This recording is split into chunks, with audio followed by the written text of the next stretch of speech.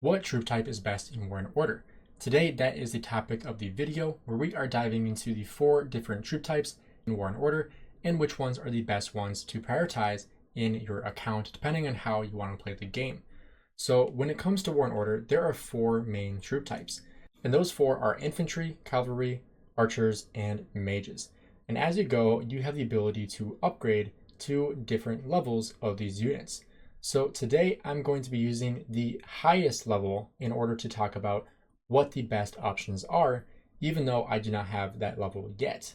And we could also talk about level 1, but really nobody uses level 1 because it is literally like the first 10 minutes of the game, and then you unlock level 2, 3, and 4 and up.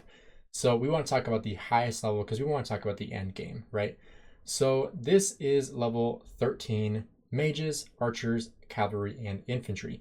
What we're going to be looking at is the battle power, health points, attack, defense, attack range, movement speed, load, and different skills available, and what the use is for those different troops. So first of all, with infantry. Infantry is by far the tankiest unit in the game. For example, this infantry, the Royal Infantry Marshal, has almost 3,000 health points. That is insane when you compare it to cavalry having 2,700, archers having only 1,500, and mages having just 1,239 health points. And the battle power is going to be the same amongst all of these units because it is the same level. Just like in my current level, level 7, the battle power is all the same. So we want to make sure we're staying consistent with what we're looking at. So like I said, we are looking at the absolute highest level, which I'm not sure if they're going to be adding more levels to War and Order, potentially going to level 15. We're not really sure yet. That could be pretty cool to see in the future. But we can take a look at level 13 to kind of see what exactly we are looking at the end of the game with the highest level troops available. So when it comes to the use of these units, infantry is primarily used for defending, not really attacking. As you can see, its attack is very, very low at only 172. And on top of that, the attack range is very low at 0.5. So this is exactly what you would expect from an infantry unit, where it is complete melee combat. It is not ranged combat at all. You have to be right in front of the enemy to be able to attack. So that is one downside when it comes to your infantry, as well as your cavalry. They do have a bit more range, 0.9 versus 0.5, but that is still basically hand-to-hand combat. However, the attack is a bit higher at 198. As we look at archers, archers have a lot more range. You can see now we have 4 times what we had for cavalry at 4 range attack, and also 264 attack. And then finally with mages, mages are by far the highest attack with 301 attack and a higher amount of range with 4.5 range. So what's the best use for all of these units? For attacking, archers and mages are by far the best for the open field. Mages will have the highest amount of damage output, whereas archers will have more versatility with being able to still hit from a far away combat zone with 4 attack range, but also having a bit more health, a little bit more tankiness.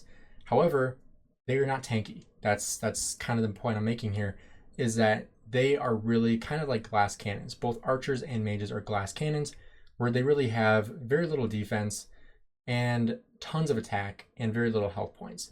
So they're easy to kill, but if you don't kill them, they are going to rack tons of damage against you and just absolutely obliterate you in the open field.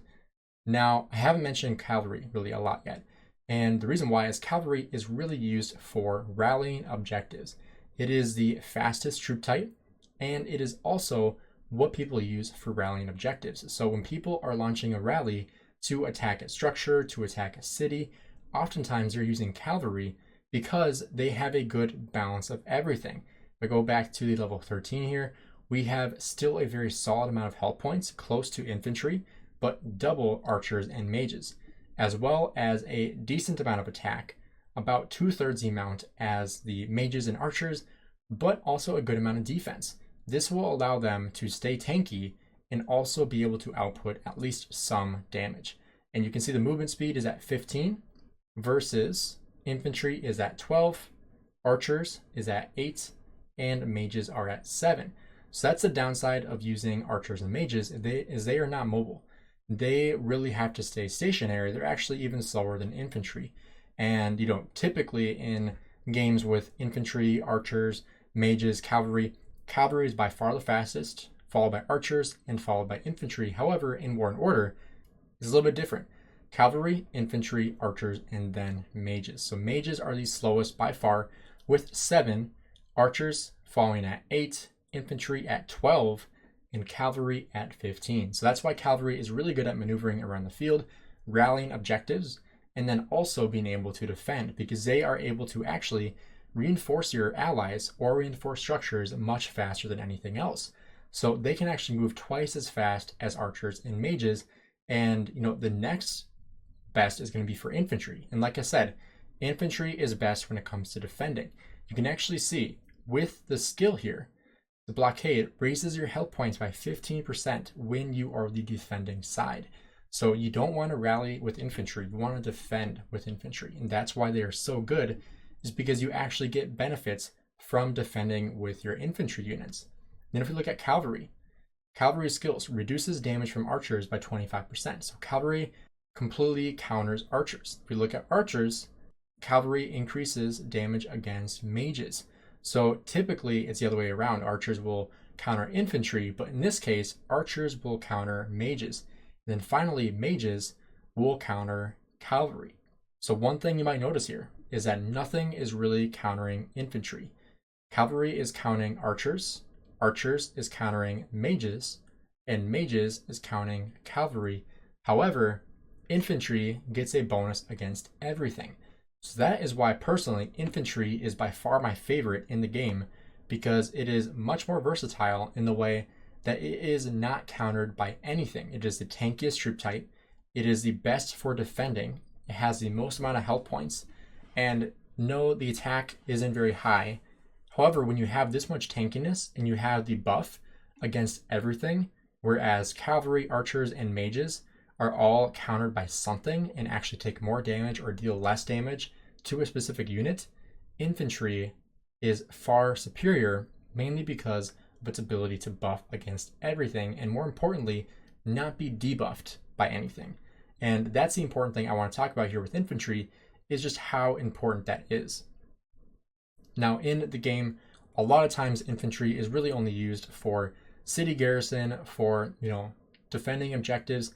However, you very well could attack with infantry, such as attacking different units in the field with the monsters, such as attacking different nodes, or even defending nodes. If you want to actually put infantry into your gathering pits, that is actually really, really smart, because you're actually increasing your health points when you're gathering, so that if somebody is hitting your node when you're gathering, you're actually increasing your health points and helping reduce the amount of stab wounds you're going to take.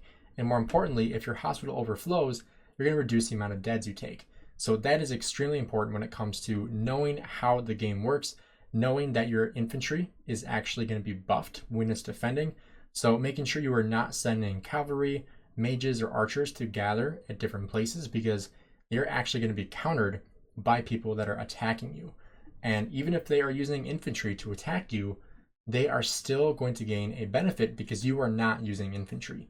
So that is really what I want to stress, is make sure you are using your infantry when you are gathering, because that is extremely important to A, defend yourself, and B, just have a lot more knowledge around the game of what is going to allow you to be the most successful. On top of that, you also want to make sure you can prioritize your different college research. So when it comes to your military training, you can prioritize your infantry, your cavalry, archers, or mages, and you can kind of focus more so on those units to then buff yourself more. So if you're going for more of an infantry main, you can try to make sure that you are focusing on your iron shield to raise your infantry defense. And as you go in the military tree, you can focus more on your infantry skills rather than your other skills. And whatever troop type you're focusing on, you can make sure that you are actually being intentional with what you're researching. And I did make a video a couple days ago about a college guide. So if you are unfamiliar with the college, make sure you check that video out to see what exactly you should be prioritizing, because that would be very helpful for you as well. If you guys enjoyed the video, do me a favor, drop a like and subscribe. Huge shout out to the creators of War and Order for sponsoring this video. Looking forward to see you guys in the next video. Have a great rest of your day.